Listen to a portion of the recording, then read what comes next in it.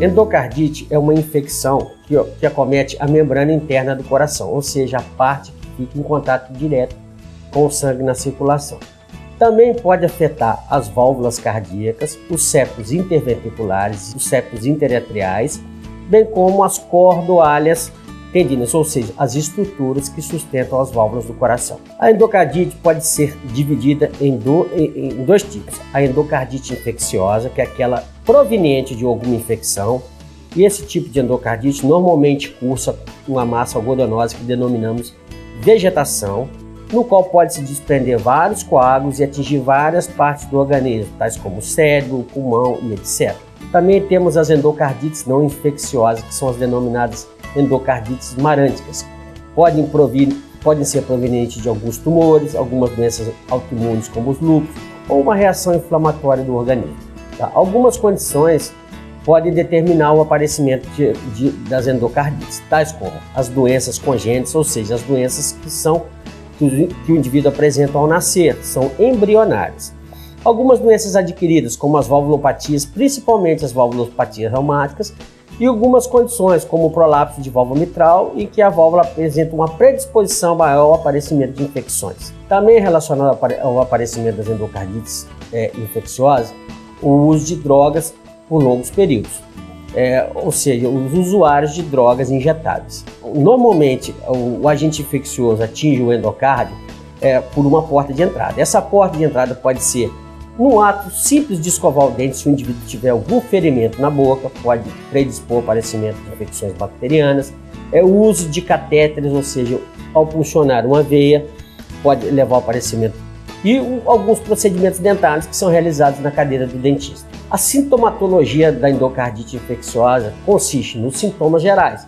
São aqueles inerentes à maioria das doenças infecciosas, tais como febre, tosse, sudorese, ou seja, o suor profuso, falta de ar e fadiga.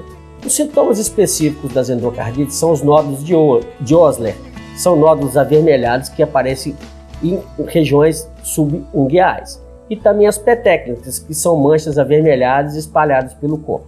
O diagnóstico da endocardite normalmente é realizado através da história clínica do paciente. O médico coleta os dados, como sintomas anteriormente relatados, e ao examinar um paciente, o médico pode notar um sopro cardíaco, ou seja, que é um evento que o médico ausculta no coração do paciente, com característica de um sopro novo ou a mudança característica de um sopro pré-existente.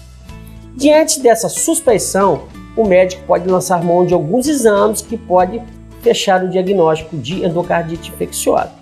O eletrocardiograma tem as suas nuances, o raio-x de tórax também, mas os métodos que fecham o diagnóstico da endocardite bacteriana são a hemocultura, ou seja, a determinação do crescimento ou não de um agente infeccioso no sangue, e através da ecocardiografia, que determina a ocorrência ou não de vegetações, ou seja, as massas que ocorrem nos casos de endocardite infecciosa. O tratamento da endocardite bacteriana é um tratamento demorado, de no mínimo 3 semanas.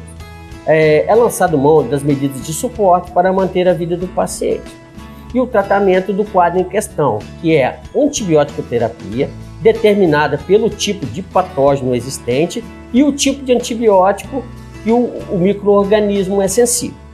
Em alguns casos, mesmo com antibiótico terapia, não é possível a reversão do quadro. Aí tem que se lançar a mão de uma cirurgia cardíaca, às vezes até de troca valvar do paciente. Um tópico importante é a prevenção da endocardite bacteriana, que visa primordialmente na manutenção da higiene vital e evitar determinadas condições predisponentes que podem propiciar o aparecimento de infecções, tais como, por exemplo, o uso de drogas injetáveis.